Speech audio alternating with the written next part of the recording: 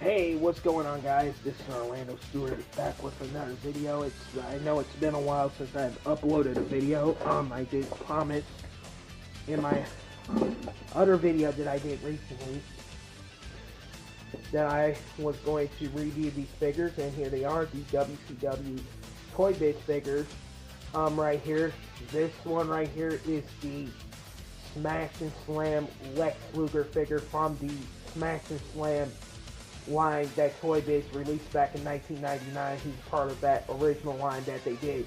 And also, a lot of people may not know this, there was also different variants of these figures in that line. There was different variants of these figures sorry about that, in that line. And without further ado, let's get right to it. Now the likenesses are lacking here. He doesn't quite look like Lex Luger, but the detailing on this figure is very well done. You can see that airbrush paint on this figure to, give him that tannish look, to show off the muscles. And right there, you can see the veins and stuff like that right there, and the even on the other arm, and the action feature. Everything on the figure still functions well. I got these off of eBay recently, so here it is, the action feature right here, the Smash and Slam feature. Right there, the action feature still works and everything. And show your articulation, the legs. Articulation, the legs is very, very well. Even the pivot in the feet, right there. Articulation, the other leg is very well too. Pivot in the feet, and the other one is very good as well. The arms do move all the way back. The articulation in the arms is very well made. Articulation arms. The arms do go all the way back, but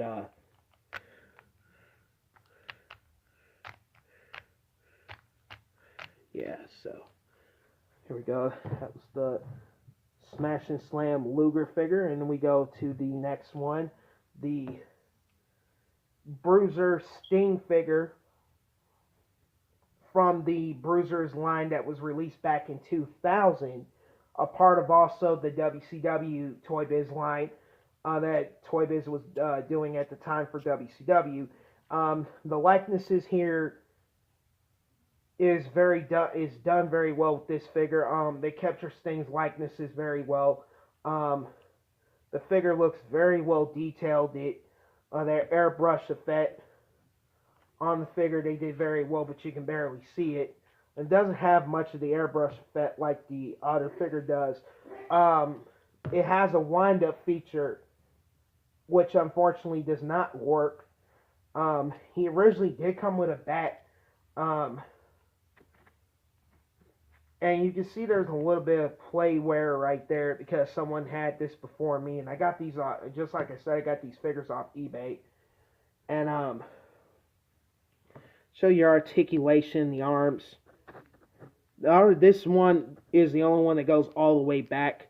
The arm moves in and out very well. Unfortunately, I can't do that with the other one. But the arms do bend. The arm does bend. And you can hear that action feature, that wind-up feature. And the legs are very well articulated. You can see the pivot in the feet.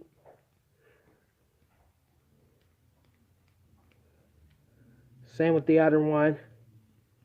Pivot in the feet, the legs move in very well. They move in and out. Same with the other one. Same with the other one. And